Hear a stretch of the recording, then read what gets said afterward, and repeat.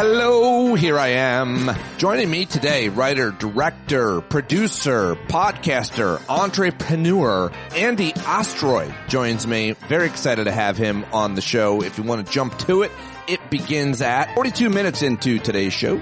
But I've got your headlines and a clip show as I do almost every weekday here on Stand Up. Thank you very much for pressing play, for joining me, for being here. I hope you'll consider joining us in person at Farm Jam in just a couple of weeks, September 5th through 7th in upstate New York. We are going to have a great time. Very much looking forward to that, and hope that you're doing okay here on a Tuesday in mid-August. Lots to get to, so I'm going to jump right into headlines. Here's what I've got for you.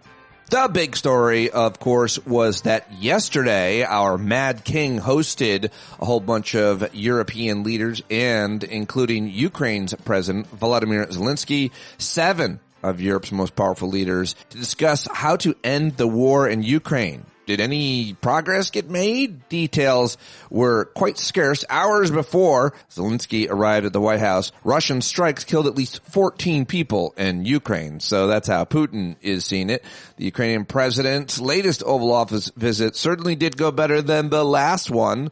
Speaking to press during the meeting with the Mad King of ours, Zelensky and European leaders at the White House, the Ukrainian president said that they discussed security guarantees for his country, and he also said he had a good conversation with Trump, spoke about the sensitive points, and nobody could tell if Trump was listening or was really present or just thinking about himself and what he is going to post in the middle of the night. But that was the big story yesterday, and there's a lot to talk about with that. I've got clips from many of those world leaders coming up. I'd love to know what you think about it and what, if anything, was gained. The bottom line is Putin started this. Putin has to end it, and the negotiated peace is going to be very, very difficult, if it can be found at all. The other huge story yesterday was that our authoritarian wannabe dictator, wannabe leader also announced that he wants to get rid of mail-in ballots. So he went on social media yesterday morning, hours before the Ukrainian president, and he met, and he said he would lead a movement, which is the movement to eliminate mail-in ballots. He's himself voted by mail in recent years and spent a few minutes of the meeting railing against the voting method. He said, "You can never have a real democracy with mail-in ballots. It's a fraud." He also said he wanted to get rid of voting machines, which he described as inaccurate and expensive. The president's comments come after he said that Putin had told him at their summit in Alaska, "Your election was rigged because you have mail-in voting." Meanwhile, they have mail-in voting in Russia. In related story, the right-wing cable Newsmax agreed to pay $67 million to Dominion voting machines to settle a libel lawsuit over false claims of rigged voting. But that was no small thing that Trump wants to get rid of mail-in voting and voting machines and voting in general, of course, because he never wants to get voted out. He never wants to lose, and he doesn't want anybody to vote against him. Dude hates voting, hates democracy, and if you didn't know that, it's because you weren't paying attention. You've been asleep. But just a remarkable statement for the president of the United States to make, and we'll see what he does and where he goes.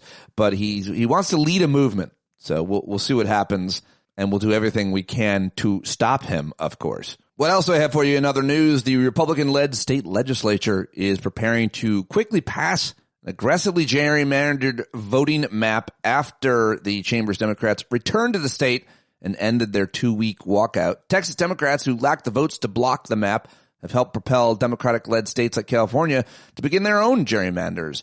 But in a nationwide battle, apparently according to the New York Times, Republicans have the advantage. The Texas Republicans are holding a black woman hostage as well. Here's what you need to know about that. Early yesterday, Democrats returned to the Texas state legislature after staging a walkout, and in order to leave the House floor, Texas House Dems were required to sign a, quote, permission slip assigning Texas Department of Safety police officers to monitor them 24/7. Well, one representative named Nicole Collier, a black woman, refused Now she's being held hostage. I'm not sure her status here in the morning on Tuesday morning, but she was on Rachel Maddow's show, and she was on the most popular progressive internet show, the Midas Touch guys. So I'm not sure what's happening, but she is holding strong and trying to bring attention to this ridiculous bullshit that they are doing in Texas, where, by the way, in another Texas story, apparently the measles outbreak that sickened 762 people since late January is over. State health officials said Monday it's been more than 42 days since the last new measles case was confirmed, meeting the threshold public health officials used to declare measles outbreak over.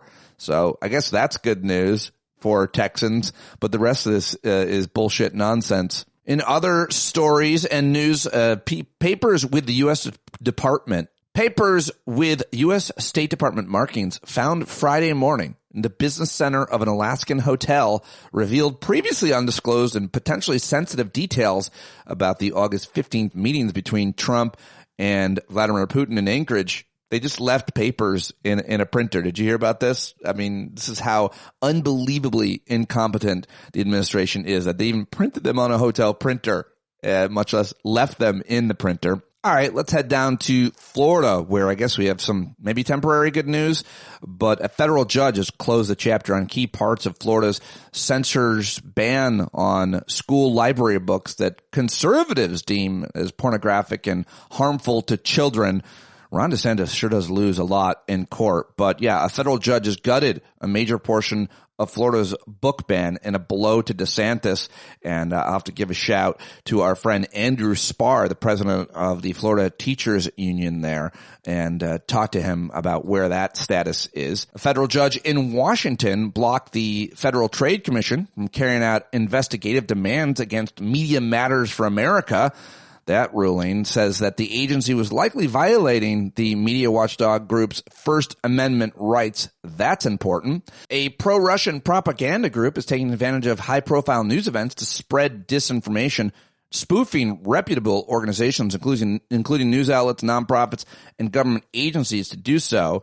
So, maybe it's not smart that the Trump administration abandoned federal efforts to combat disinformation, or maybe it's really smart to do that. But Politico reporting Russia's quietly churning out fake content as posing as U.S. news. So important to mention that. According to misinformation tracker NewsGuard, the campaign, which has been tracked by Microsoft's Threat Analysis Center as Storm 1679 since at least 2022, takes advantage of high-profile events to pump out fabricated content from various publications, including ABC News, BBC, and including Politico itself. Definitely worth reading about that and learning about it and how to defend against it.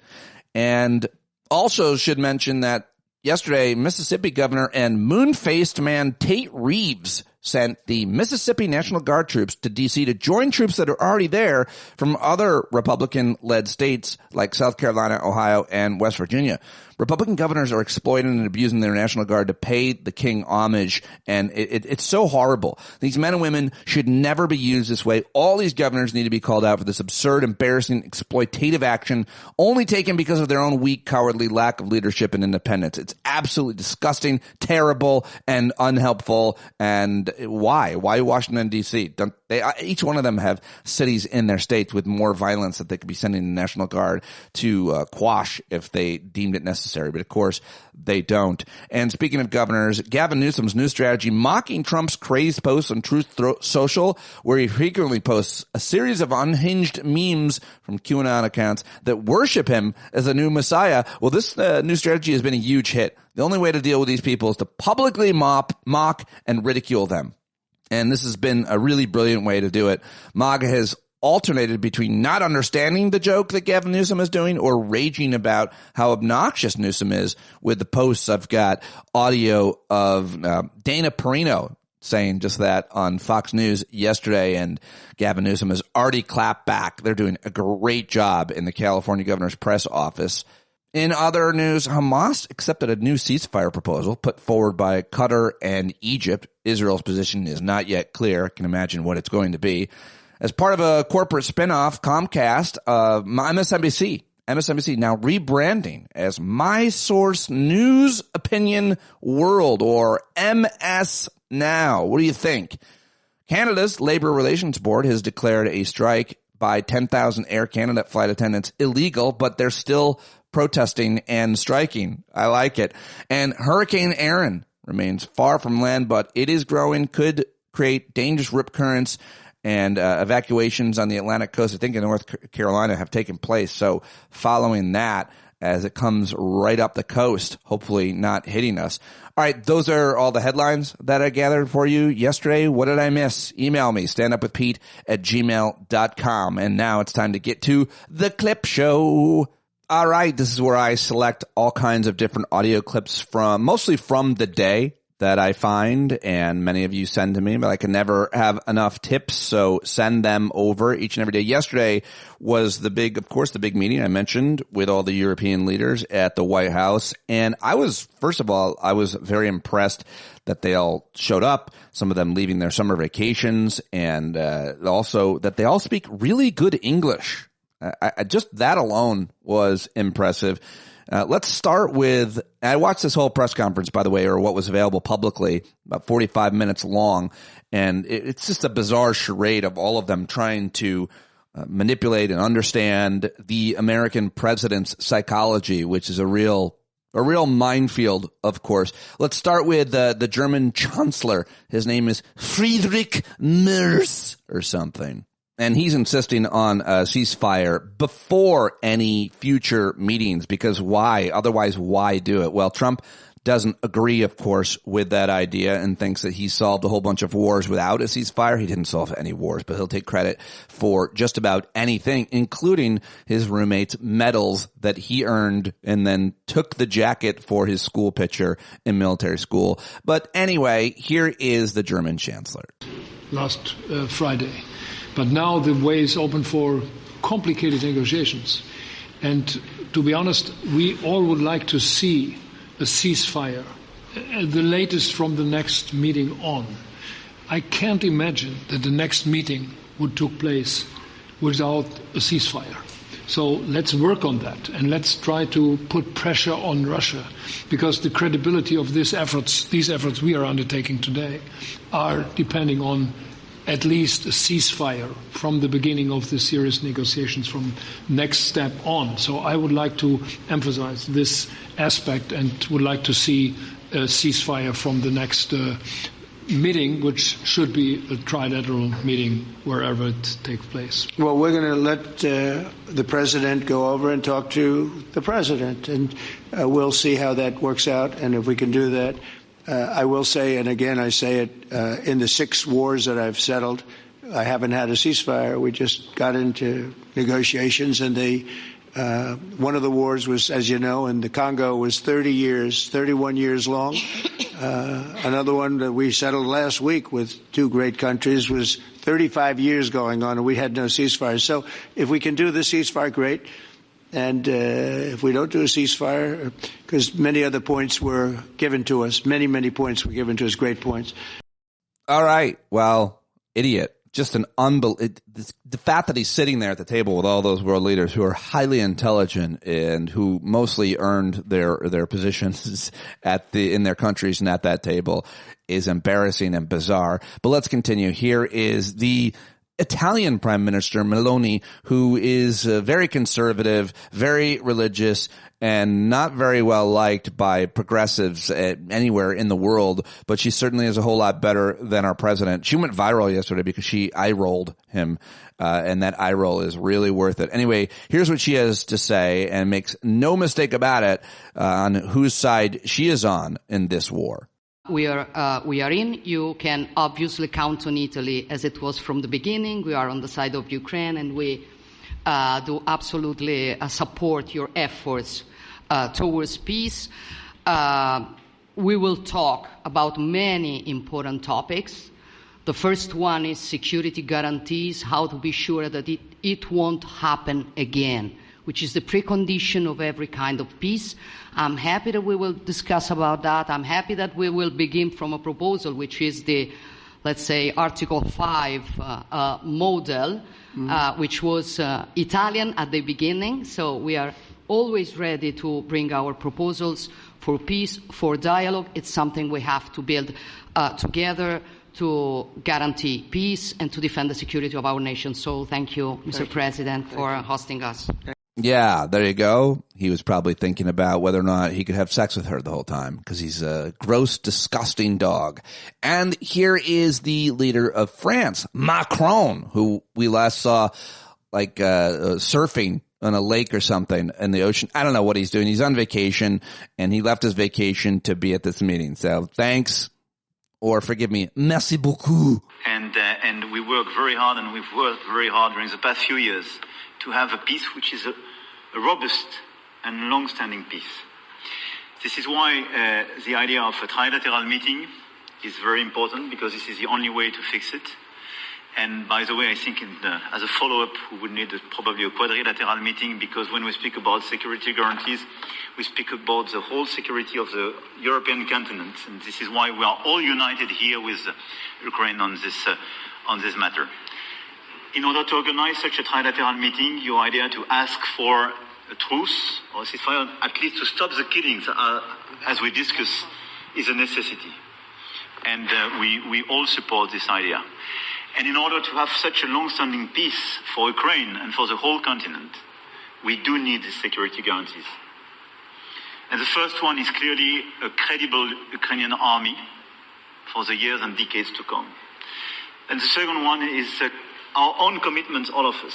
And we worked very hard during the past few months amongst the coalition of the willings, with the support of NATO, to build the different pillars of security guarantees and our commitments.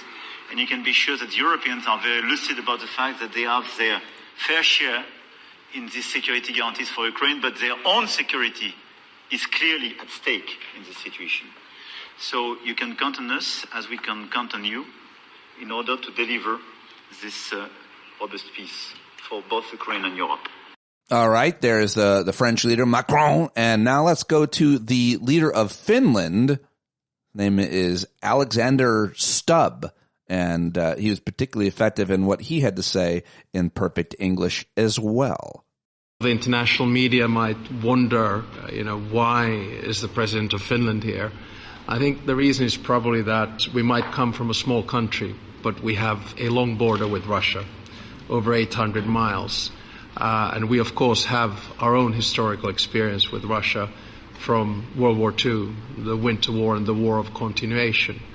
And if I look at the silver lining of where we stand right now, we found a solution in 1944, and I'm sure that we'll be able to find a solution in 2025 to end Russia's war of aggression and find and get a lasting and just peace. The situation is very difficult, but that's why we're here.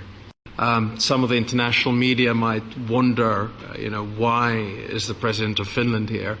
I think the reason is probably that we might come from a small country, but we have a long border with Russia, over 800 miles.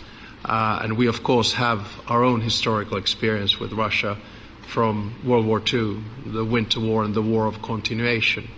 And if I look at the silver lining of where we stand right now, we found a solution in 1944, and I'm sure that we'll be able to find a solution in 2025 to end Russia's war of aggression and find and get a lasting and just peace. The situation is very difficult, but that's why we're here.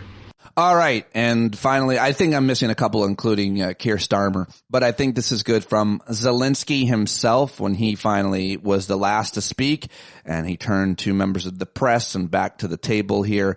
But I thought this was particularly effective in terms of how careful he was and how orchestrated he was and how well he played it. Here he is. I can speak without microphone. Thank you so much. I think that we had very good conversation with President Trump. Very good. And it really was the best one. Maybe the best one will be in the future. But it was really good. And we spoke about very sensitive points. The first one is security guarantees. And we are very happy with President that all the leaders are here, and the security in Ukraine depends on the United States and on you and on those leaders who are with us in our hearts. They have been online before yesterday and etc. So a lot of countries on the side of Ukraine, our people, and all of us want to finish this war, stop Russia and stop this war. We spoke about it, and we will speak more about security guarantees. This is very important that the United States gives such strong signal and is ready for security guarantees. The second point, or maybe the first, humanitarian direction, very important to exchange all the prisoners, and I think that President will help. And I was very thankful to your wife again, Mr. President, for the letter about our abducted children, and I hope that really it can be a historic role for the people to bring kids back to the families and be happy. Get the people back, yeah. Yes, this is so important, and I'm happy that we discussed it, this track with the President Trump, and I hope that we will find decisions. And then what is very important, that all the sensitive things, territorial, etc., we will discuss on the level of leaders during trilateral meeting, and President Trump will try to organize such meeting, and he said that he will come or not come. Ukraine will be happy if you both participate. Want me there, I will be there. Yeah, you know, thank you. And I think this is very important. Yes, so security guarantees, bringing kids back, and all our people, not only warriors, first of all warriors, and all the civilians, journalists, a lot of people in prison. So we need them back. And guarantees which will work for the years. We spoke about it, and I showed the President a lot of details on the battlefield, on the map. Thank you so much. Thank you for the map, by the way. Good map. It was great. Yeah. I'm thinking how to take it back. We'll get you. No. I think that we had constructive, specific meeting, and I'm very thankful to all the leaders who are here, and you help a lot, and so we are happy that we have such big unity today. Thank you, Mr. President. Thank you very Thank you so much. All right, there you go, Zelensky. And then earlier in the day, Zelensky was meeting just with the president, you may have seen or heard, in the Oval Office. And of course, last time he was there, he was harassed by a reporter for not wearing a suit. That reporter, of course, is a guy named Brian Glenn, who works for Newsmax. He's not a reporter. I shouldn't call him that. Shouldn't give him that kind of respect. He also is dating Marjorie Taylor Greene, but he's the guy who commented on and insulted Zelensky to his face, saying he wasn't wearing a suit. Well, Zelensky snapped back at him yesterday, and in a rare moment, Trump laughed heartily at what Zelensky said. I think you can hear it, but Zelensky, basically Brian Glenn is called on. Trump loves to orchestrate these conflicts, and he says, thanks for wearing a suit. And then Zelensky says, yeah, I am wearing a suit, and you're wearing the exact same suit you had on last time, you fucking dirtball. Don't mess with a comedian, much less a comedian at war. Last week, Brian, go ahead, Brian. Yes, sir. I've got a question for each of you. Yes. First of all, Mr. President Zelensky, you look fabulous in that suit. I said the same thing. Yeah, you look good. I said the same thing. Yeah, looks good. I said to one that attacked you last time. See, that was I remember that. I apologize to you. You look wonderful. No, my first question for you, President Zelensky. In the same suit. You see, I changed. You are not. Maybe yours is much better. Yeah, good stuff. I hope you could hear it, but it was weird to watch Trump actually laugh, but he loved seeing that guy Brian Glenn eat shit because he doesn't care who's doing it as long as people are being mean to each other. He likes it. Okay, well, let's head over for some analysis. First, from Fox News, Brit Hume. And I only bring this because I want you to hear what the people over at Fox News are hearing. And Brit Hume was critical of any progress being made at this summit. I don't think he's wrong, so here it is. It seems like this is lasting a long time, which to Peter's point could be a good thing or a bad thing. What we heard today publicly sounded like it was heading in the right direction. Well, it certainly was an impressive display, Brett, perhaps even a historic display of U.S.-European unity, at least in the modern age, at least in these recent years, when there's been so much tension between President Trump in particular and European leaders. Today, they're all united, sitting around the table, praising him and talking about their optimism for peace.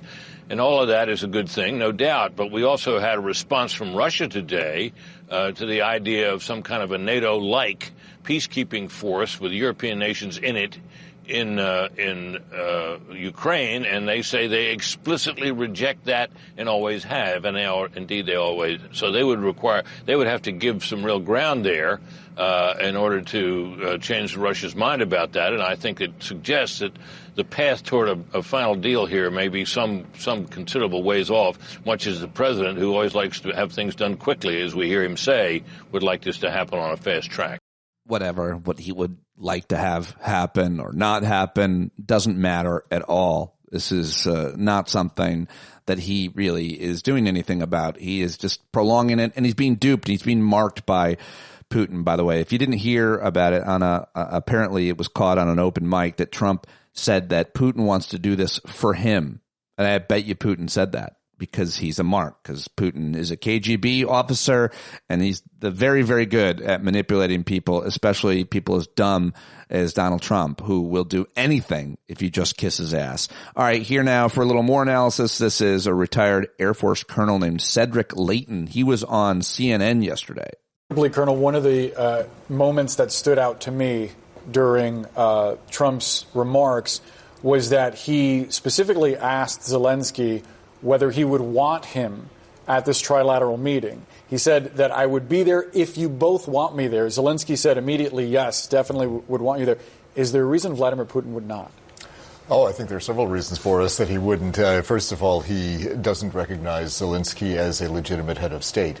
And that is, he doesn't recognize Ukraine as a legitimate country. And so it would be essential for Trump to be there.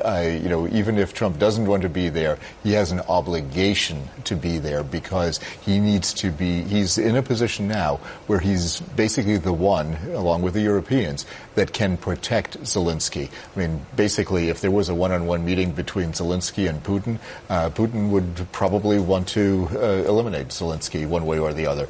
And that's the kind of thing that you actually have to consider in this situation. There have been several assassination attempts against Zelensky. Putin would not, stop at that. And it would be one of those things where it would be very critical for the U.S. to have a hand in this to make sure that any type of process becomes a fair process so that the Ukrainians can really not only maintain their sovereignty, but maintain their system of government and protect their leadership. All right, there's a lot more and probably a lot better analysis of this out there, but I am going to move on to a few other clips I've got for you that are unrelated to it, that I think matter and are relevant, and then we'll get to my conversation with Andy Ostroy. But first, let's listen to very significant comments made by the second highest ranking Democrat in the House of Representatives. This is Congresswoman Catherine Clark, who serves as the minority whip, 7th term Congresswoman from Massachusetts' 5th District, calling what is happening in Gaza a genocide. And we each have to continue to have an open heart about how we do this, how we do it effectively, and how we take action in time to make a difference. Whether that is stopping the starvation and genocide and destruction of Gaza, or whether that means we are working together to stop the redistricting that is going on, taking away the vote from people in order to retain power. And it's exhausting to do all of it, but we have to. All right. Now here's another clip that I thought was worth playing. This is Nicole Collier. She is that Texas Democrat who refused to leave the chamber. She didn't want to sign that waiver and have to be beholden to a Texas state trooper or whatever it is from the Rachel Maddow show last night. Today, a quorum was established in the Texas House so that they could continue to do, the business of the House. Once that quorum was restored, the Speaker made an announcement and said that any Democrat who had denied quorum would only be allowed to leave the building if they signed a permission slip agreeing to be under the custody and control of DPS. I refuse. I've just had enough. I've had enough of this bullying tactics that they use against those who are part of the minority party in terms of being the Democrats. They just continue to bully us and run over us. And this is just more of their exercise of power and authority over our ability to challenge them. I mean, I've just had enough. I said, why would I agree to this? Why do I have to continue to be subject to their control? And so I've had enough, just like the American people have had enough of the Trump takeover and the harmful policies that they've passed in Congress. I'm not going to be part of that process that gives him more reinforcement to harm my community and my people. This is just one little petty way of showing that they have the upper hand, but they didn't realize that I'm just as stubborn as they are, and I'm refusing to back down. I will not allow you to put my people down without a fight. A lot of people were inspired by her protest last night. I'm not sure where it is today, but we'll get an update for sure throughout the day on what's happening there. All right, now let's move on to another clip. This is Justin Wolfers, the economist, who is very, very effective and often on MSNBC. I thought this was a really good definition of and example of what is happening in our country and what is crony capitalism. How does it work? This is not the first place it's been tried and practiced by our authoritarian leader is doing his very, very best. Constantly trying to deepen my understanding of why the most powerful people in our economy stay on the sidelines of this question of democracy versus autocracy. Do you have any working theories? Oh, I think this one's quite easy to see, and it's inextricably linked. Another word for what we're in the midst of is crony capitalism, which is if you want anything approved, you need the say-so of the president. It used to be that we believed that the president sets the rules. He's the referee.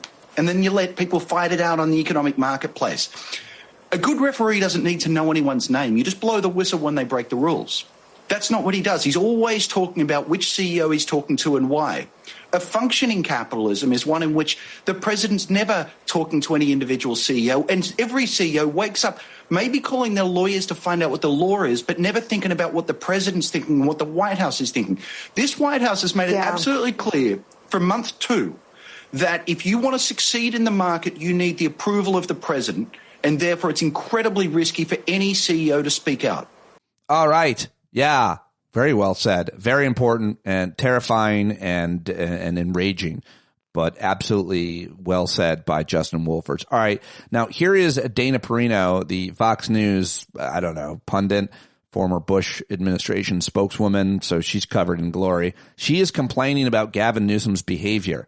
I'm not sure if she gets it, what he is doing to ridicule and mock the president in his social media posts, but here she is nonetheless. For the last week, Gavin Newsom, why am I giving him advice? You have to stop it with the Twitter thing. I don't know where his wife is. If I were his wife, I would say, "What? You are making a fool of yourself. Stop it. Do not let your staff tweet. And if you're doing it yourself, put the phone away and start over." And if he's got a big job as governor of California, but if he wants an even bigger job, he has to be a little bit more serious. What? What? I think she's missing it. Anyway, here's Gavin Newsom not responding to that, but I do think this is a good clip from Gavin Newsom talking to a California television news anchor yesterday, I believe, continuing to beg everybody to wake the fuck up. Trying to rig the election. Period, full stop, in plain sight. I mean, you don't have to, Republican or Democrat. What the hell is going on? Right. Wake up, everybody. It's not about differences of opinion on the big, beautiful bill. We can disagree on that. You may love billionaires more than you love people getting food stamps. That may be your jam. You may think that's the better approach. You may love $4.1 trillion in new debt, just sacking the next generation with higher interest rates. You may love the fact that the consumer price index went up last month, and then today wholesale prices went up in July 0.9%. You may think he's crushing it. You may love crony capitalism. You may love the fact he's got a $400 million private jet with $1 billion of federal money backing it up in the big, beautiful bill that will allow him to retrofit it and then give it to himself through the foundation at the end of his term. You may be for a third term. It's not about, well, hold on, maybe it is about that. Because it is about that patterning up. Recognize he's about wrecking this democracy. This is about authoritarianism. He doesn't believe in the rule of law. He believes, again, in the rule of dawn. That's what this is about. That's what's different about this. Yeah, good stuff as always, or not as always, but Gavin Newsom, I think, doing good work right now, begging people to wake up that the president, our president, that's right, is trying to rig the election. Okay, I love Keith Boykin. I think he should win an award for his informative posts that are called In These Streets on Instagram. You should follow him. But I thought this was a great clip and helpful. This is Keith Boykin talking about black jobs and unemployment, and you will hear a little bit of Shitler in this. Sorry for the trigger, but at least I gave you an alert. They're taking black jobs. That was Trump last year blaming immigrants for taking what he called black jobs. But new numbers just came out, and it's Trump who's taking your job. Black unemployment soared to 7.2% in July, up 16% since he took office, and 50% higher than the record low 4.8% under the Biden-Harris administration. And get this, black youth unemployment skyrocketed from 13.4% last summer to 21.7% right now. A 62% increase. What do you have to lose? That was Trump in 2016 telling white people in Michigan why black people should vote for him. You're living in poverty. Your schools are no good. You have no jobs. What the hell do you have to lose? Well, under Trump, we lost 571,000 black jobs. 390,000 this year alone, and we're only halfway through. Just look at the average number of black jobs created per year. Biden ranks number 1, 646,000 per year. Clinton number 2, Obama number 3, and Trump dead last. Republicans love to praise job creators, but Clinton, Obama, and Biden each created more jobs individually than any Republican ever did. Clinton, almost 3 million. Obama, almost 3 million. Biden, 2.6 million in just 4 years. This is the pattern. Democrat Clinton creates jobs. Republican Bush crashes the economy. Black people lose jobs. Democrat Obama creates jobs. Republican Trump crashes the economy. Black people lose jobs. Democrat Biden creates jobs. Republican Trump comes back, cuts thousands of federal jobs, which disproportionately hurts black workers and black women, slashes healthcare, cuts taxes for the rich, and again, black people lose jobs. They're eating the dogs, the people that came in. They're eating the cats. He distracts with chaos, but the facts speak for themselves. The worst black unemployment rate in modern history, 21.2% under Reagan in 1982. The best, 4.8% under Biden in 2023. And now, instead of learning from the weak jobs data, Trump just fired the person who collects the data. Kill the messenger. Instead of rethinking their failed policies, Republicans blame immigrants. But even after they deported thousands of immigrants this year, black unemployment still got worse. They're taking black jobs. No, Donald, you're taking black jobs. Republicans have been terrible for black workers. And you, Trump, are the worst of the worst.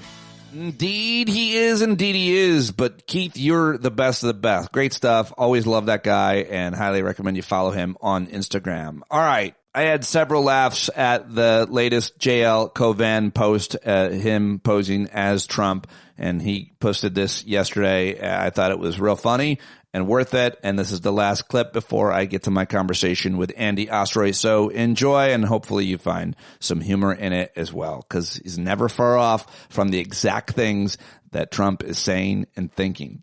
So today I had a very productive, very strong meeting. We had a meeting, and it was with Volodymyr Zelensky, and as you see, I'm not afraid to say his name. Harry Potter was very weak in terms of terror and crime, and, they let people run the hell all over his school, and he was very weak. But you know what? I'm still willing to say his name and have him in the White House if it means peace. We want to have peace. We're looking to have peace. Now, I know the fake news media, the radical left, they want war. This was Sleepy Joe Biden's war. And you know what? They'll say it was Putin's war. We don't agree. After talking with Putin, I tend to not agree. And he thinks that the best path to peace is through total violence. And I thought, a lot of people wouldn't think that. They'd say peace, the best way through peace is through peace and nonviolence. Martin Lawrence King once said, love is I don't know what he said. He had a dream and he thought love was better than fighting or something, and then he had tremendous amounts of sex. He was sort of my kind of pastor, if you think about it. But the point is, Putin opened my eyes very wide and showed me tapes of me doing things, and that sort of brought a new perspective. And I said, you know what? The best way to peace is through violence. You're right, Vlad. So what we're going to do is we're going to blame Zelensky and Biden, okay? Both of them. And we're going to see if who wins in terms of fighting and violence. And then when all the people, nobody ever talks about the fact, excuse me, nobody ever talks about the fact that when you kill everybody, you sort of have peace after because there's nobody else to do violence. Nobody ever talks about that, but that's also very interesting that Vlad brought that up, because that is an alternate, we call it an alternate path to peace. So very strong on peace. We want peace more than anything. I was happy to see Zelensky wore a suit, which was nice. That I could see it was like very black. It almost looked like, you know, the kind of suit that a personal trainer would wear or something. It was sort of like barely a suit with hints of personal training. But, you know, J.D. Vance didn't have to scold him at all. He could just sit in the back being fat-faced, which is what he wants to do. But we got to have peace, even if it's through tremendous amounts of violence and not supporting our allies. And I also recommend that you go watch Trump versus Canada on YouTube. There he gets a plug in at the end. Well, there is your clip show. I hope you liked it. Headlines and clips each and every day here at Stand Up with Pete Dominick. Tell your friends. Can't do it without your support. Patreon.com/Pete Dominick. Okay, well, my guest is a fascinating guy, a smart guy, a passionate guy who has had an amazing life and career. His name is Andy Ostroy. He hosts a great podcast called The Back Room. I highly recommend you go listen to it, especially the episode featuring me. He had me on as a guest a few weeks back. He has great guests on. Super smart folks join him on a regular basis. And Andy is a writer, a filmmaker, and producer. He made the film documentary Adrian on HBO Max, and it's about his late wife who was murdered, by the way, by an undocumented immigrant, I learned today in my conversation with him. I actually read about it and preparing to talk to him. But he has had a fascinating life, and this tragedy of him losing his wife has been obviously a huge part of it. He talks about it and never shies away from it. I appreciate that very much. He's got a great sense of humor and honest take on politics and pop culture. He's a real well-connected guy, and you should follow him on all the social media platforms, including Substack. Subscribe to his podcast. And I hope that you like this conversation, which is a first, I think, on the pod, with a guy I found years ago when he was writing and posting, blogging at Huffington Post. And I always liked his work. I still do. So here we go. Okay. I've got him. For those of you that didn't know I was going to be live, or that have just all of a sudden found us here, I'm really excited. I've got a very special guest joining me whose work I've followed, who I respect a great deal, and who I'm a fan of. Like, I legitimately regularly look for and listen to Andy's show and steal guest ideas and his opinions.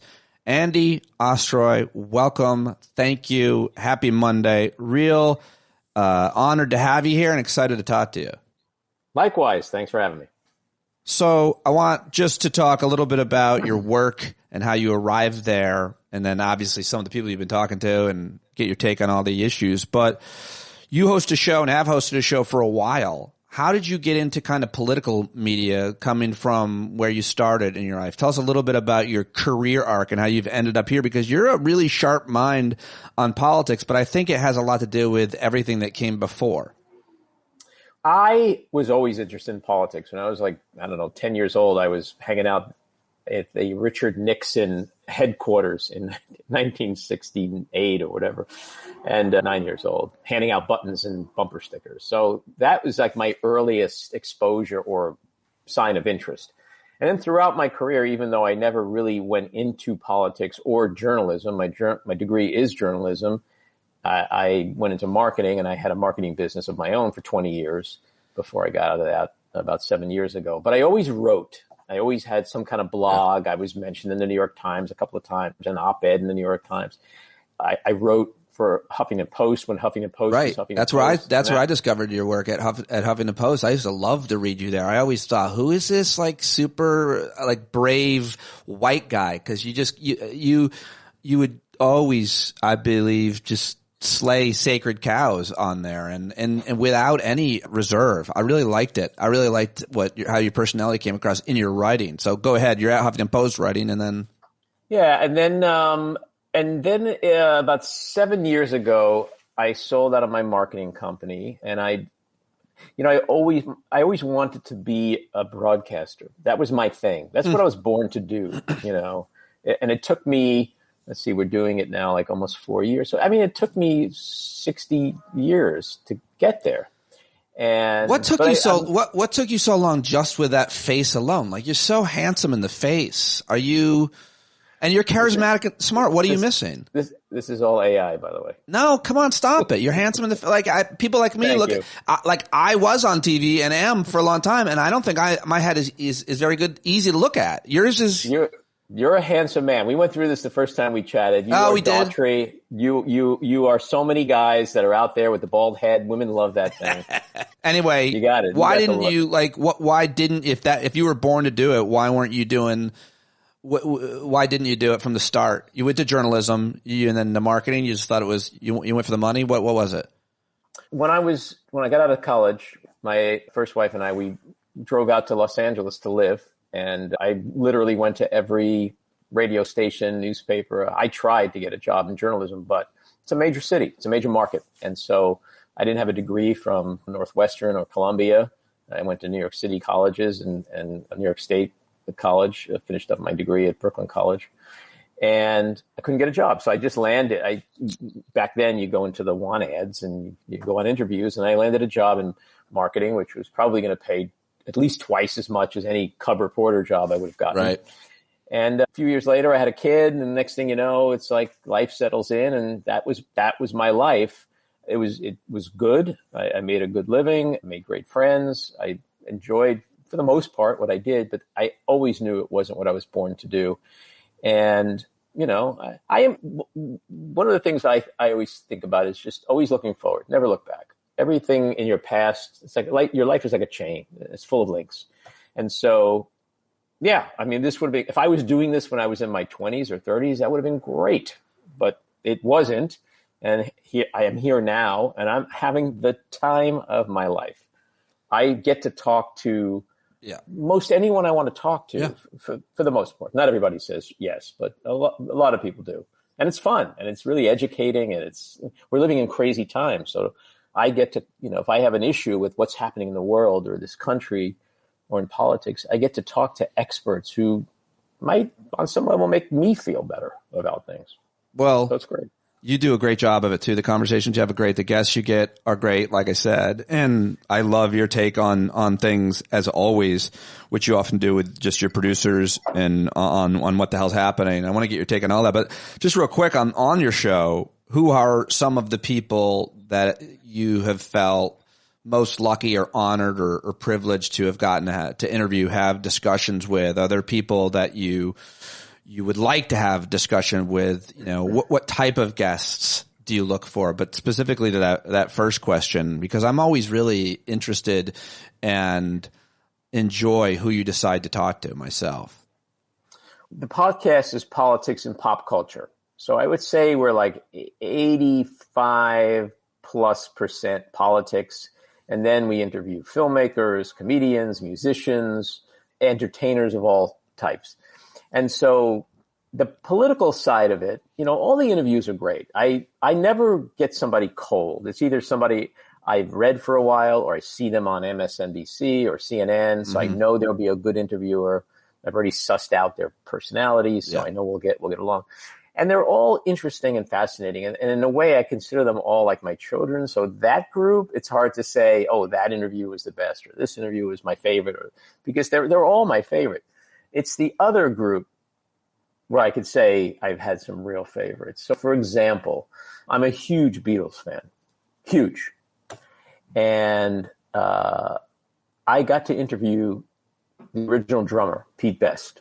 Oh. And I had goosebumps the entire time. And he's like, yeah, mate, you got to come to Liverpool and play some drums with me. And I'm like, oh, what?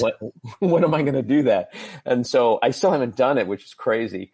But yeah, that was one. Peter Frampton was another one.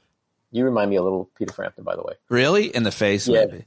Yeah, there's a similar thing going on there. You should go to and do that. You should go, even if he wasn't like. I mean, he probably was serious. Like, whatever. Go do. Like, book the ticket, Andy. I know. This is your sign. Yeah, Danny Bonaducci from the Partridge Family. That was probably my favorite interview ever. If you haven't listened to that one, you got to listen to it because he is the funniest guy on the planet, and he's so self-deprecating. And he gave me shit, and we just had an amazing chemistry, and it was so much fun. So those are the interviews that I've done where, like, I get to see, or if I watch a film or a documentary in particular, like I just watched the Pee Wee Herman documentary, which I love Pee Wee Herman, still do. And so I got in touch with Matt Wolf, and a little while later he came on. We talked to him like about a week and a half ago. And so filmmakers like that. So it really is just so much fun to talk to the people I want to talk to. Now, there's an A-list that I really want to talk to, which has been a little bit more hard to get. Paul McCartney would be awesome. If you're out there, Paul. He watches. He always watches me. I'll work it into my schedule. Just tell me what day and time. Ringo Starr, same thing. Hillary Clinton, Bill Clinton, Obama, the usual. George Bush, I interview Republicans or former Republicans or whatever they call themselves today. I don't really go into like the craziness of like the Marjorie Taylor Greene crowd because I don't want to debate and I don't want to platform lunatics, and I don't want to argue with lunatics, and I don't want to cut them off and cancel the interview. So, but I have a lot of conversations with people who do have different perspectives. And I appreciate that because it's not all black and white or red and blue, as Who do you like to watch or respect right now? It's one of the reasons I reached out to you because I like your show and I like you. And like I said, the guests you have on and your banter and all of it. But who else do you like to watch? Do you have any people that you think are doing really good work right now that you've just discovered, or somebody that you've always kind of trusted or have credibility? Because I feel like that's one of the most important things we can do in media today is like your reputation is currency, so your credibility is currency. So you've got to try to be whatever that means to be credible, I guess. Yeah, I mean, on TV, the news biz has gotten a little crazy, and I get angry sometimes when I watch, and I get angrier and angrier the more I watch. But I do like people like Nicole Wallace and who else am I watching? I don't watch a lot of the shows. I watch news because I need to understand what's going on, and I also it's where I get a lot of guest ideas too. But like the round tables, I can't do anymore because they just end up normalizing. They have to fill an hour, and they have a lot of hours to fill with those kind of shows. So it's like, let's talk about why Trump did this today. And I'm screaming, he's a fucking sociopath. That's why he did it, okay? We can end the show right now. That's the answer. Yeah. We don't need to discuss it. There's nothing to intellectualize. He's out of his fucking mind, and that's why he did it. So I can't watch those. Jake Tapper, I'm a fan of Jake. A lot of people, give him... What do you make of all the criticisms of his book and everything he's done around the whole Joe Biden stuff?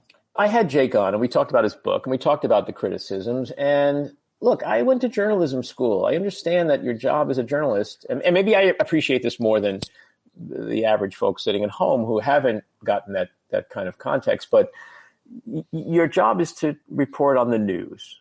It's not to report on the news you like or the people you like or the people you don't like. And so I had no issue with him reporting as he did on Joe Biden because I think, and I told him this, I think the story of Joe Biden's mental acuity, or diminishing mental acuity, is a huge story. And I think for decades and decades and decades and perhaps centuries to come, it's part of history and it needs to be chronicled. It needs to be documented. If we're still going to be a democracy where, certain types of history aren't erased from the books because our leaders don't like that kind of history. If all history remains on the books, it's part of history. I mean, we went through something where there really was a cover-up of just how diminished his mental acuity was. And we saw that, pretty clearly. And then you wonder, like, what if he didn't lose? What if he won? 3 months later, sadly, he was diagnosed with cancer 2 months later, and he's progressing. I mean, as long as he can be propped up is the way. As long as his eyes open, it would be anything would be better. Yeah, a chair. Clint Eastwood's chair. Yeah, a sack of rice. But, so I think Jake is a terrific. All right, loud and journalist. clear. Jake Tapper apologist, Andy Ostroy. No, I'm joking. I think the news business is a funky place today. Well, yeah. And there are people on my side, your side. I'm assuming you and me are on the right side. I mean, what are the sides? Let's talk about that. It's like there's reality. Well, that's what I'm getting to. Earth One. We're so tribal today that I think there are people like Jake. I'm not going to single out Jake Tapper, but people like Jake, since we're talking about Jake, get a lot of shit from liberals because he doesn't necessarily report the news the way they'd like to hear it. He doesn't cover people. But I've always thought he's fairly objective. And he has any of them have an extremely difficult job. My issue is not more with the anchors. It's with the folks on the White House press corps. They drive me insane. They sit there and let the United States president talk for however long he wants to talk. Lie after lie. All right. Well, let's have lie. that. Let's sort of have that argument because I'm a White House press corps apologist, and this is what I mean by that. We both know that if they ask hard questions or questions that the regime does not like, they won't be there anymore. Right. So if you want access. Any access, which some access is great, even if you're not getting answers to questions because you're just in the room, you're in the White House, you're in the pool. That's great. If you want access, you have to thread that needle very carefully for the fascist baby in charge will kick you out. So it's like you and Lawrence O'Donnell and people I respect are demanding that the White House press corps do a better job in solidarity and ask tougher questions. But my opinion on that, and I don't know if it's my opinion as much as the sake of the argument, feel free to crush it. I don't really care. I mean, I do care. I want to know your take on it, I should say, is simply that if these people were doing a, quote, better job asking tougher questions, the White House press corps would suddenly be filled with people from YouTube, the craziest YouTube channels in the world, just, in that White House press corps asking questions about aliens and so on. What are your thoughts on that argument, I guess? There's a lot of them in that room now, number one. Well, yeah, there is. Here's the thing.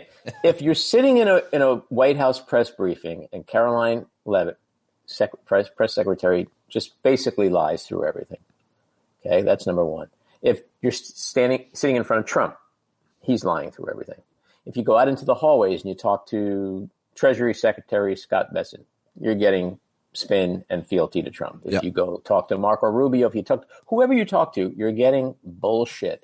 So I ask you, what is the point of being there?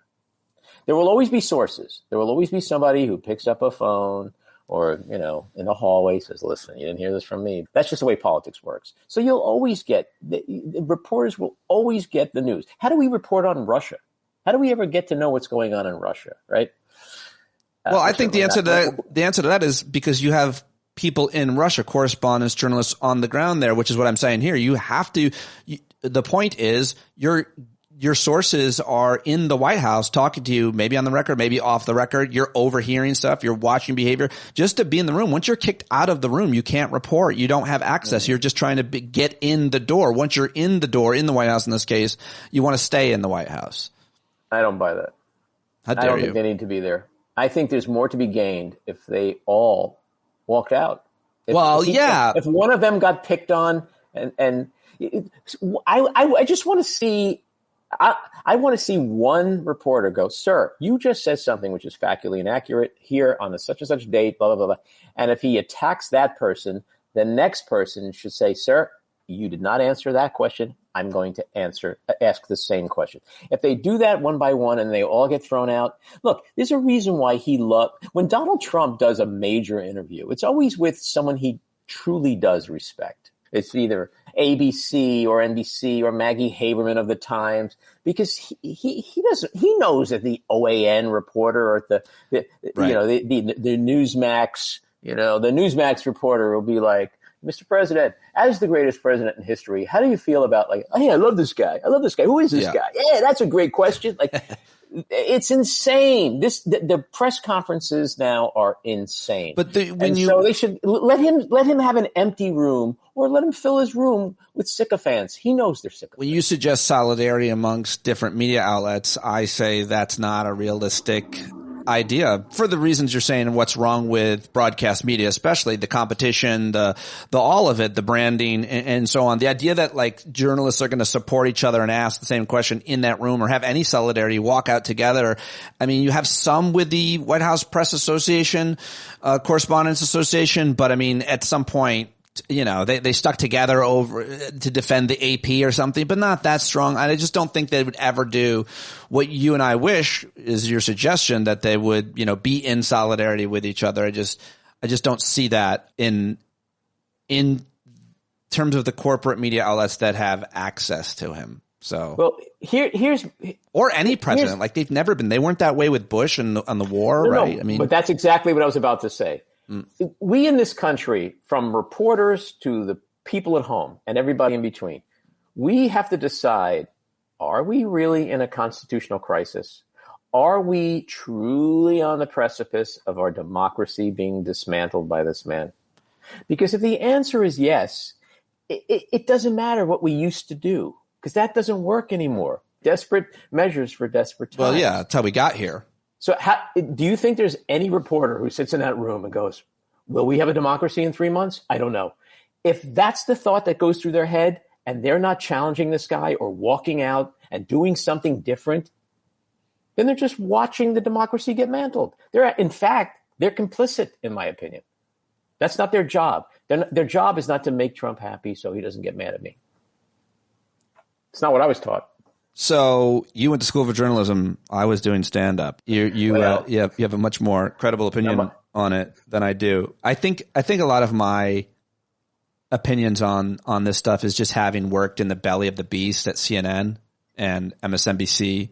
I mean, started at Fox News on Red Eye with Greg Gutfeld, and I've just seen so much of how corporate media works. 12 years at Sirius XM, Viacom, Comedy Central, and just the things that I tried to do or the things that I saw just helped me realize how you kind of have to keep your job. I mean, I rocked the hell out of the boat at Sirius XM. One could argue that's put me in disfavor for sure over Steve Bannon, over all kinds of programming decisions, of course. But I mean, most people don't want to do that. Most people want to keep their good ass job. It's a great job. No, great life. If we're living in a dictatorship in a year, you might not have that. You ever look at Caitlin Collins' Instagram, sir? Looks good. Abby Phillip is on vacation. It's those are great jobs, and people want to keep those jobs desperately before they go independent. You talked to Don Lemon on your show. I mean, anybody who worked in corporate media and then goes to independent media, it's even if they make more money somehow, very few would. Maybe Don might, but it's way more work running your own shop than just showing up to hair and makeup. But here, think about this. Okay. Again, if we truly believe that we may not have a democracy soon, don't you think someone like a George Soros, who gets slammed for everything, like if I get a wart on my hand, it's a Soros wart. He's responsible for it, right? Everybody blames him for everything. Someone like him, someone like Bill Gates, Melinda Gates, whoever, you've got so much money. Start a new network. Call it ATN, American Truth Network. Put Don Lemon on the air. Put all the people who are leaving the Washington Post. Put whoever. And support, because it's not going to be for profit, support real journalism. Tell your reporters you go into the White House, if they'll allow you in, because they probably won't. But wherever you are, on a tarmac, hallway, whatever, push for the truth. Keep pushing. Well, you said it's not going to fire you. We're not going to fire you. We're going to give you a raise if you do that.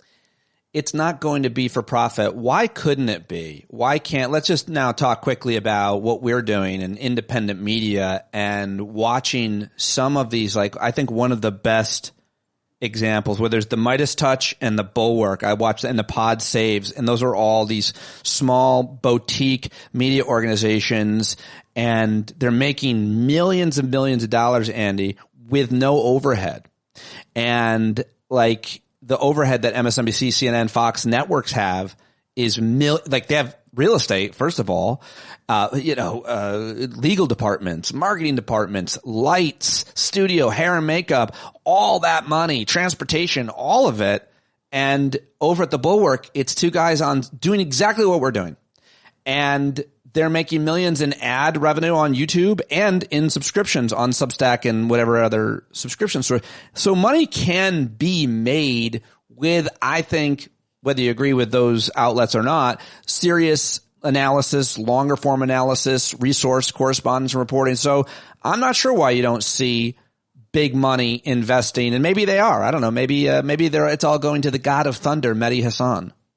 That's Zeteo. Well, here's the thing. The news business was never for profit. Back in the day. It's not supposed to be, but it is now. It's not right. And that's the problem. But it's always going to be. Journalistic decisions, whether or not you're going to make more money here or not, that's the problem. That's why it should be a not-for-profit business. And again, if you truly believe that we are in a crisis like we have never been before, an existential crisis, that democracy hangs on a thread, I just don't understand why the people who have the money start a news network, especially when you see the ones that exist, are going through a lot of problems. I read today that MSNBC is changing its name to MS. Now. Great. That's gonna do a lot. Right? People are not watching these shows these networks the way they used to because of the way they have to operate.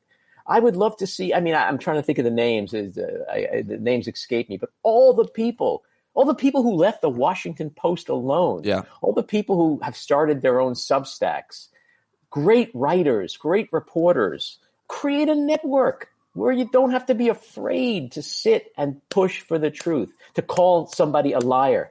Mr. President, that's not true. I want to see that once. What are we waiting for? I want to ask you about what our role is in terms of, again, categorizing. We're white guys. We identify as white guys. You're Jewish? What? I am Jewish. But straight. Proudly straight, proudly Jewish. But when I see you, I would love it if I was black and gay and whatever. You would? You would love to be a black gay person? Sure. Why not? I wouldn't. I don't want to be a black gay person. That sounds hard. No, run around being all black and gay in America right now. I think that's a wild card. I'm not choosing right now. Everybody has. It's hard for everybody, right? But it's harder for black gay guys. Like everywhere, in the black community, in the white community. The only place it's good for black gay guys is in the most gay friendly, like, white place. We're like, look, this guy's different. I'm going to be the friendliest person. And then still he has to go to the grocery store all black and gay.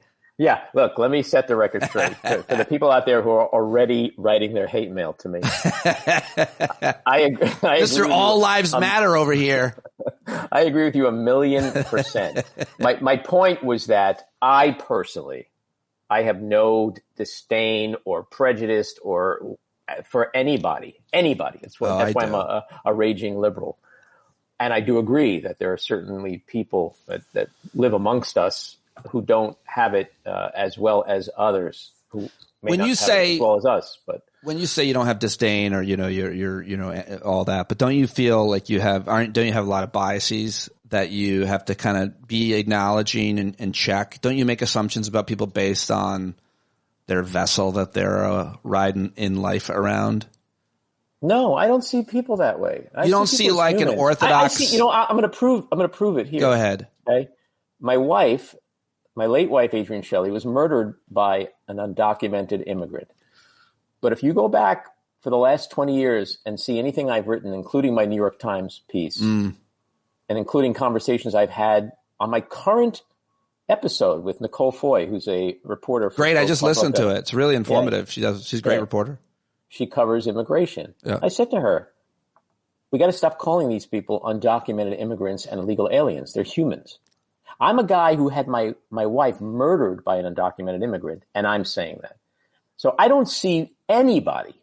I don't have predisposed judgments about anybody's race, color, religion, ethnicity, whatever. I mean, if you like Drake, I may have some judgment. But other than that, honestly, I don't. And I agree. I agree there are people in this country that have it way better than others, just simply because of the color of their skin that they wake up with, for sure. I will have said it in the intro for people listening to the podcast a little bit about your story, but since you brought it up for anybody watching now, that makes the conversation take a turn, and it also makes me want. I do that all the time. It's fine because I make everything go limp. Well, well, 7 jokes later, the thing, it makes me want to ask a different question, because it's almost like nobody has more credibility to talk about this issue of violent crime. You can talk about violent crime, having had your wife killed by a violent criminal, but then on top of that the criminal was an undocumented person. I guess my first question, I mean, I feel like you're just such an important person to talk to about this, is what do you see as the difference between an American citizen or an undocumented person, somebody that shouldn't, quote, be in this country, in terms of them committing a crime, much less taking a life? How do you see that issue? I'm going to answer it in a roundabout way, and then I'll get to a direct answer. Sure.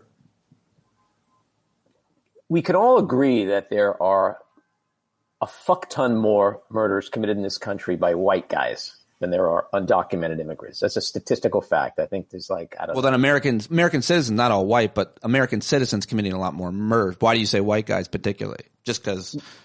Only because I'm framing that given the context of where we are today. Got it. Sorry. Yeah. Black and brown immigrants, bad. The criminals, they're bringing the rapists, whatever.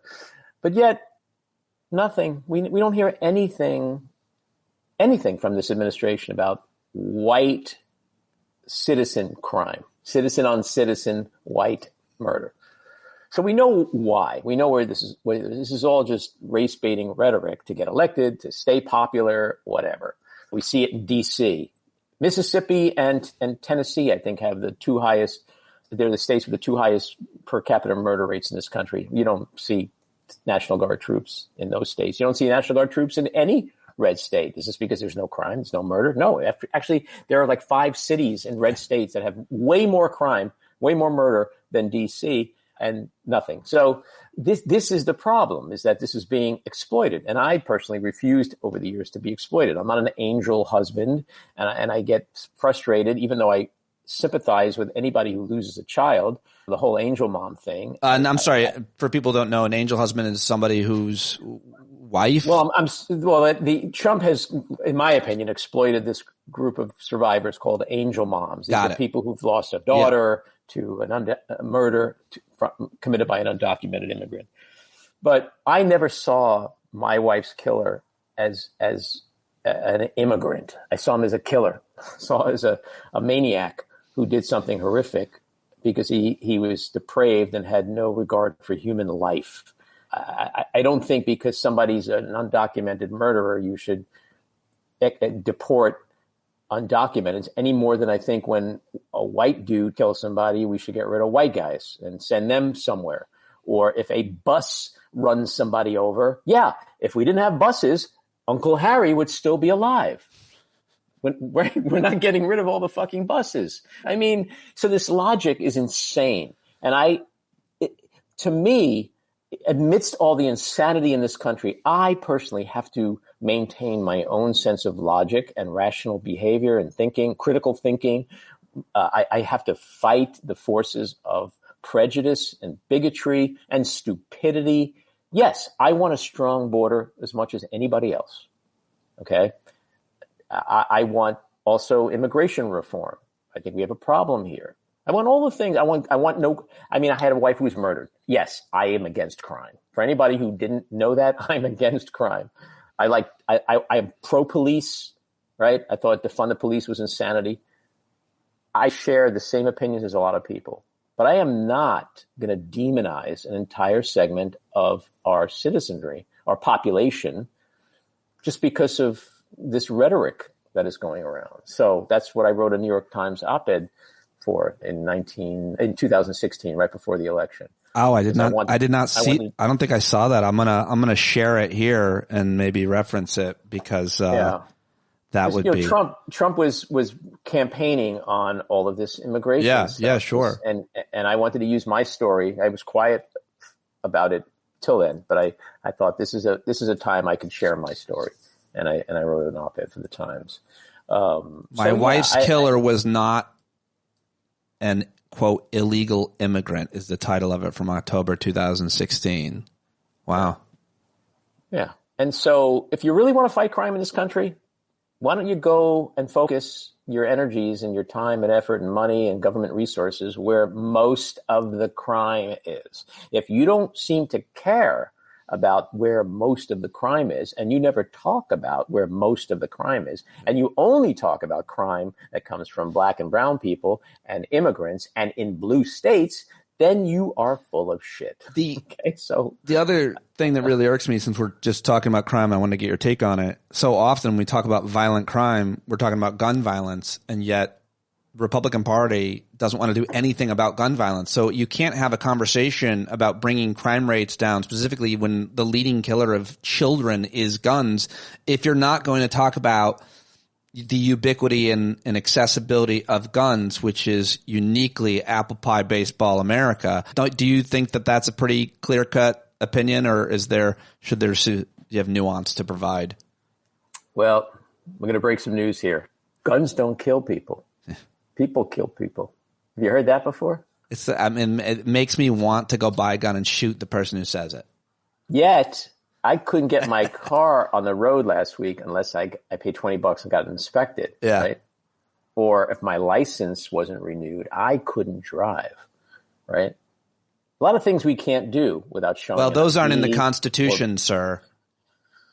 Neither is the right to own a fucking AK-47, right? Sir, I'll have you know the Second Amendment says it is what the argument would go. But yeah, of course, the analogy is perfect. But you can't talk about violent crime, without talking about guns, right? Like look, everything is upside down in this country. So it's like to keep it will drive us crazy if we just constantly talk about micro shit. The macro is we are living in unprecedented upside down times. What should be is not. There's a convicted felon in the White House. There's an adjudicated sexual abuser in the White House who's in charge of the Epstein files. I mean, like, it's insanity. Yeah. It is all insanity. Yeah. And so I look at this as this is a crisis. This is how I approach it. I get up in the morning and I go, this democracy that I love, it may not be here in a year if we all don't collectively do what we need to do to just constantly call out the obvious and fight for the obvious, which is to save this country and hold people accountable. What do you think? Can we talk about the Gavin Newsom thing for a second? Because people are criticizing him, and I'm like, do you not know there's a guy in the White House who he's mocking with his tweets? Like, Newsom is mocking. Are there still who's still criticizing? He's serious when he does it. So you have a problem with Newsom, but you don't have a problem with Trump doing it? I don't know who's still criticizing him, because I feel like a lot of his critics have been like, you know what? I like what he's doing here in a lot of ways. But one of my best friends, one of the smartest guys I know, is also a listener named Kevin. He always makes me laugh because he's like, listen, I hear you. I agree. But listen, that Gavin Newsom has some dark energy. Give him the power, all the power. And I don't know if he turns into Darth Vader or not, but I fully agree with you. And that's kind of just, at this point, a joke. What do you see? You mentioned Gavin Newsom. That was going to be my next question about the Democratic Party, Andy. What do are you a strong critic? Are you a moderate critic of today's Democratic Party? What do you think they're doing right? What do you think they're doing wrong? Why are they so unpopular? I will answer that question and dovetail it into the Newsom thing with one statement. Okay. Democrats have no balls. Gavin Newsom does. That's where we're at. Do I like J.B. Pritzker? Yeah, he'd be a great president. Josh Shapiro would be a great president. Gretchen Whitmer, she'd be a great president. Any of these guys, Cooper down there or Bashir, where are these people? Where are these people? Who is out there right now making you and me feel good at home, thinking that there's a fighter out there? I'll name a few. I'll name a few. The ones I think have the biggest balls are women, specifically women of color, because they have so much, I think, more. They're in so much more danger. So, like, I think what Jasmine Crockett is doing, the way she's doing it, and Alexandria Ocasio-Cortez is doing the way she's doing Absolutely. it. I think they have all the balls. And then some other balls are on Bernie Sanders, right? I mean, that idea that they're going to campaign in these red states and they call it the anti-oligarchy tour. Like, I like what those are doing. What do you think of those that I mentioned? And maybe there's plenty more, I think, especially in the House. I like that Chris Murphy. I like him. Yeah. I've had Jasmine Crockett on a bunch of times. Oh, great. I think she's great. I have been talking about AOC for months and months. At the same time, I mentioned Bernie Sanders and the Fighting Oligarchy tour that they've been on. I think it's so important. I see her as a potential presidential candidate at some point, not 28 probably. I don't think that's her time yet, but maybe it is. But I'm just looking at the crop of candidates that everyone talks about that are most likely going to be in the ring. Yeah. And most of the party, they're campaigning as if it's 1980 and they're running against Ronald Reagan. Like Gavin Newsom isn't. Do I like everything about Gavin Newsom? No. Top of my list is his hair. Dude's got great hair. I'd write in his hair if his hair dark energy was that's right. it. But he's fighting the way you need to fight today, right? We know that Donald Trump has the skin of a toddler, that you need to get either under his skin or flatter him in order to elicit any kind of movement or behavior or response out of him.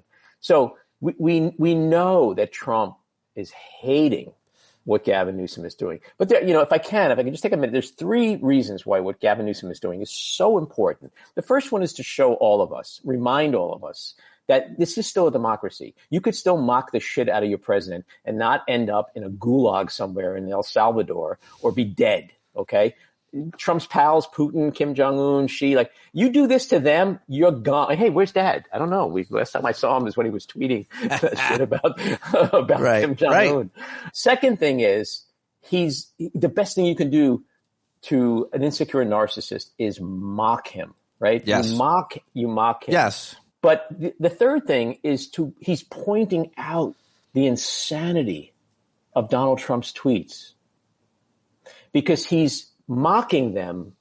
He's showing that this is the United States president who's serious when he does. Imagine if I did it. Oh wait, I'm doing it. How does it look? Yeah, no, I think you're absolutely right, and I always have encouraged politicians to do things that are unorthodox. Coming up at the Daily Show and the Colbert Report and media and comedy, I was like, how do we get progressives and the public in general to fight apathy and be interested in issues that they might not be or should be? And so it's do something weird, unorthodox, entertaining, mockery. And I love, for the reasons that you just said, what he's doing. Let me ask you before we got to go off on a kind of person, and I'll name them, but I just want to hear how you articulate it. This is like one of my I definitely wrote it down, questions to ask you.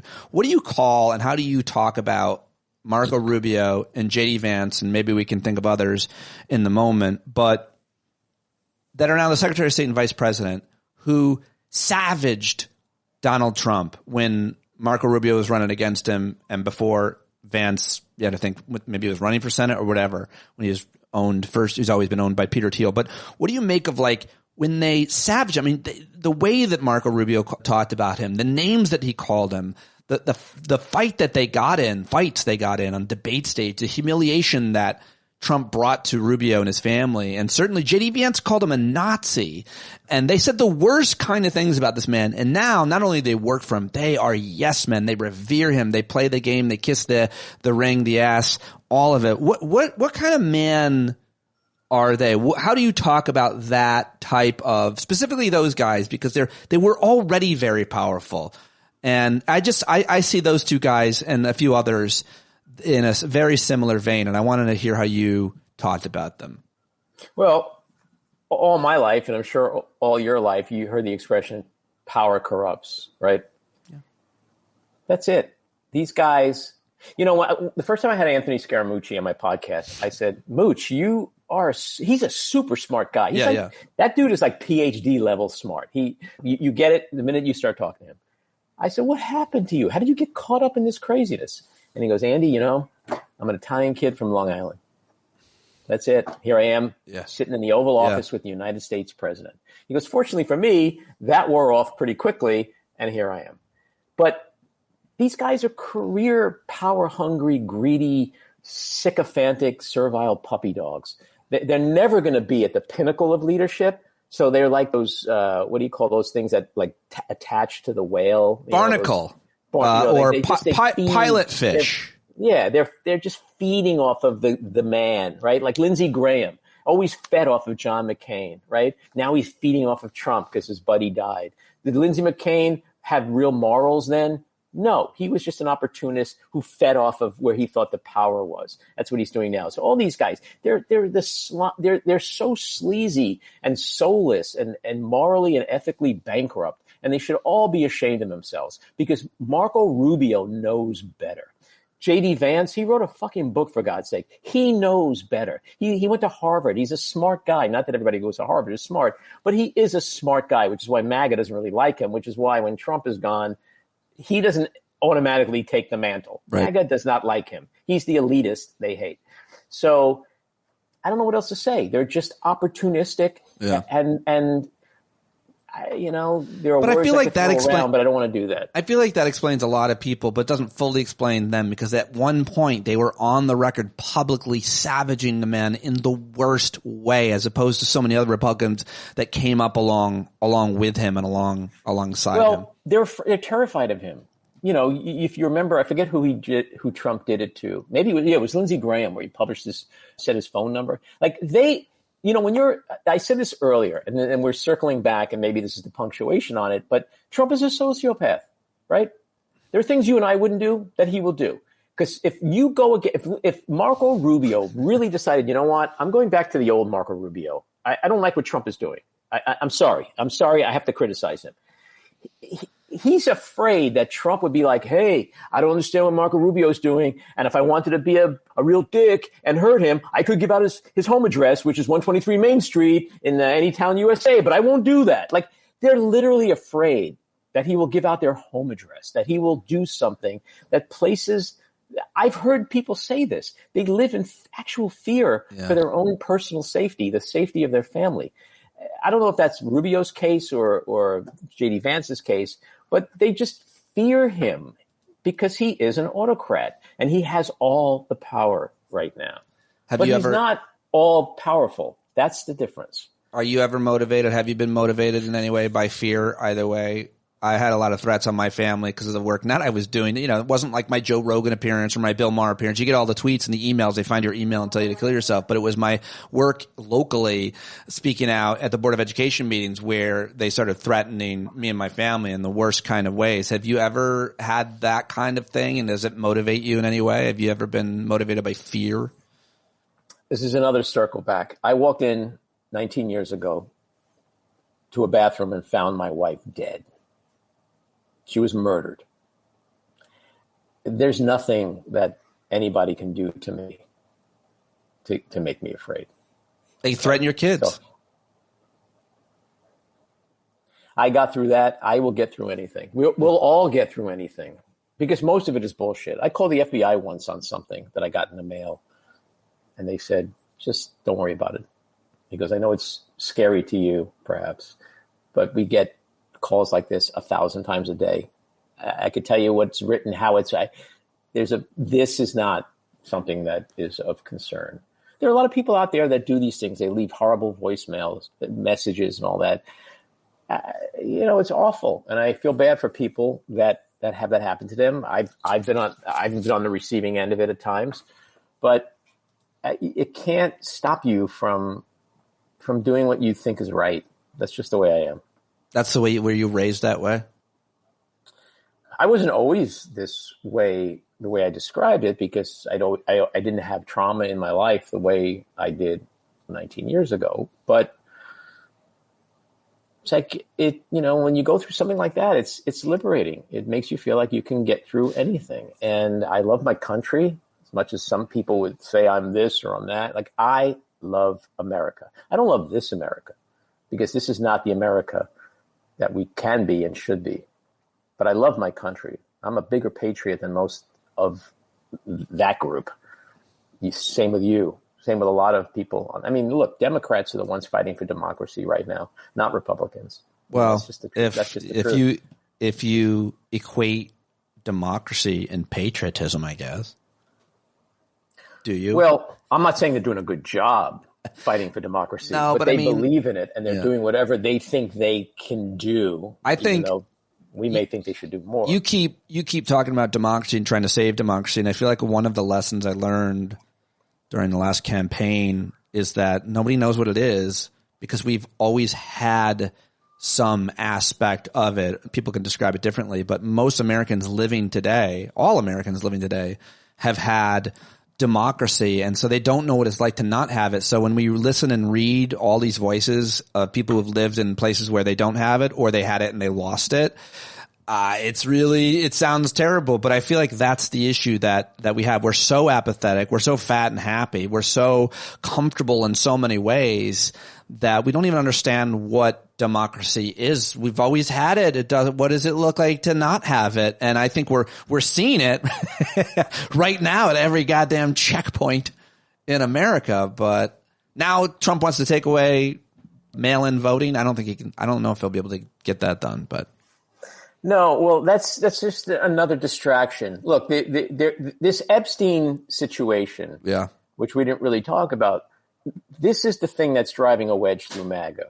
And I've talked to people who were formerly in MAGA. There's this guy, Rich Logis, who I just had on, who started an organization called Leaving MAGA. He's trying to help other people, and is helping other people. I want to talk to him. I see some of those. Sometimes I'm like, were you really? Did you really? It's almost hard to believe they left, but he's legit, obviously. Yeah, and there's a lot of those people. And this Epstein thing is the thing that that is an existential threat to Trump. You think so? You think so? I kind of agree with you, but my friend Jason Johnson, Dr. Jason Johnson, who is on my show, just said, he made a really interesting point. He's like, I'm not that interested in it because I don't think there'll be any consequences, any accountability. So what if we learned that Donald Trump, had sex with young women? Will there be any consequences or accountability? Because otherwise, I'm not that interested in the issue. What do you think of that argument? Well, it depends what we think as accountability. Right. And I think a lot of Democrats, not congressional Democrats, just folks at home, they want to see MAGA gone, right? So everything goes through the lens of, will this end MAGA? That's not the goal. That's never going to happen. Trump being outed for whatever that he may or may not be guilty of is never going to take 78 million people and make them abandon him. But every election these days is won and lost on the margins. A point here, a point there. So if 3 million, 5 million, 10 million people in MAGA say, this guy did this, I'm done. It's a different ballgame. It changes the political landscape. And that's already happening. There are people, that's why he's trying to distract everywhere he goes. Oh, yeah. But he cannot escape what a lot of people in MAGA are asking themselves, which is, after telling us for all these years that there is this deep state cabal of pedophile Democrats who are elitists, rich, powerful, in control, destroying kids' lives, blah, blah, blah, blah, blah. You elect me, I'm going to expose them all, take them down, put them in prison. Well, now he's in power. He controls everything, claims he's innocent, right? what would be the reason not to deliver on the promise you and everybody around you, right, said for years? I will bring down the deep state. He can't escape that. Talk about mail-in balloting, talk about Rosie O'Donnell. He could talk about all the shit he Shut wants. down D.C. Yeah. Now, just because it's – and look, he knows how to control the media cycle, the 24-hour news cycle. Sure. But just because MSNBC and CNN are just ducking all the what do you call it, the flooding the zone, which he does great, that doesn't mean the folks at home who don't watch MSNBC and CNN, so they're not getting that shit anyway, even if they were, right, talking about it. They still have that question. And that's why this issue isn't going away. And so it's not like something we're going to turn on the news and go, breaking news, MAGA dead.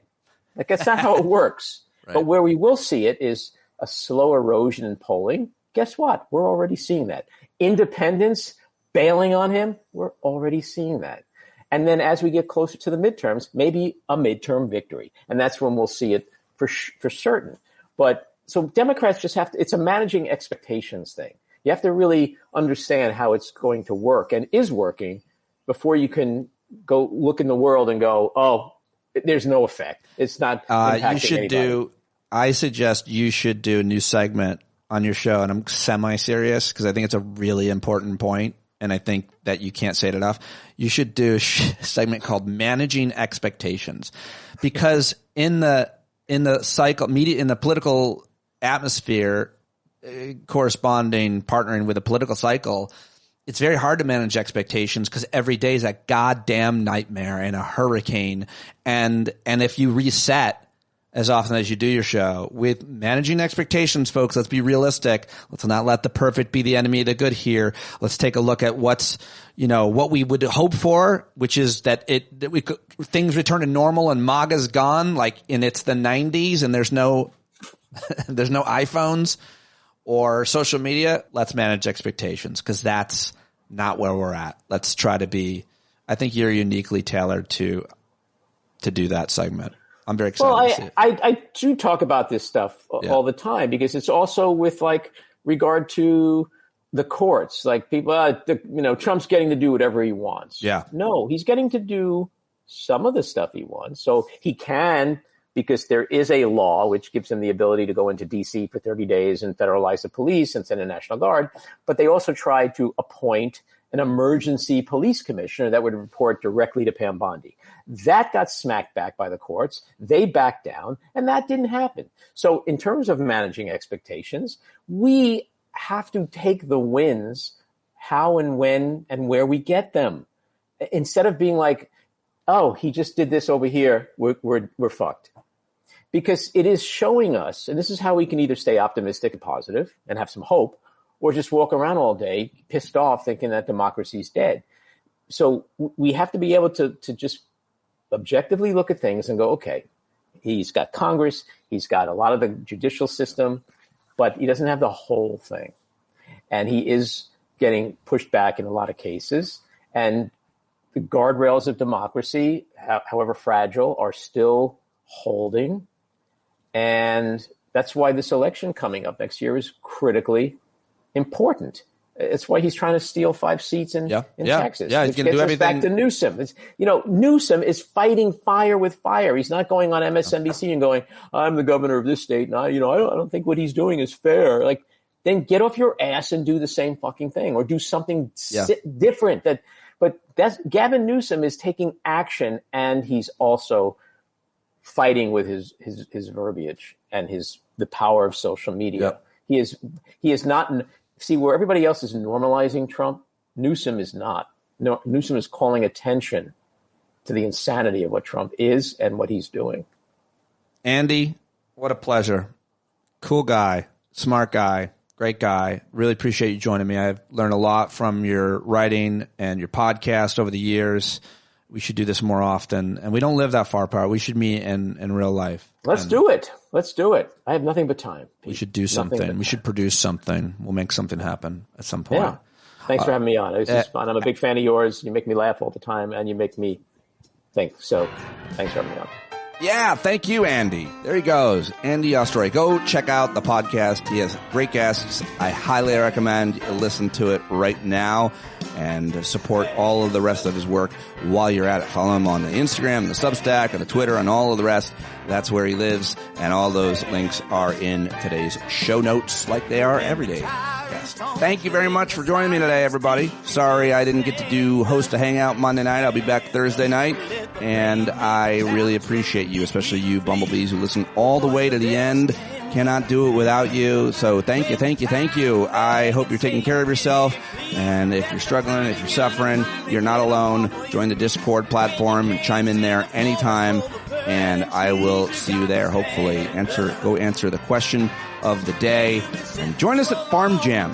Plug that again. Jon Carroll is the very talented singer-songwriter who writes all the music for today's show. Go buy his album, joncarroll.org, right now, and I'll talk to you tomorrow.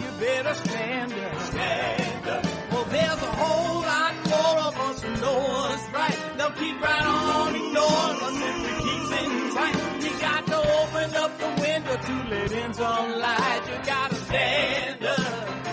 That's right. You got to rise up. You got to stand up. You got to stare the devil straight in the eye. You got to let him know it's his turn to go. See it clear when all you hear is a lie. So get up off of your butt, get down off of your fence.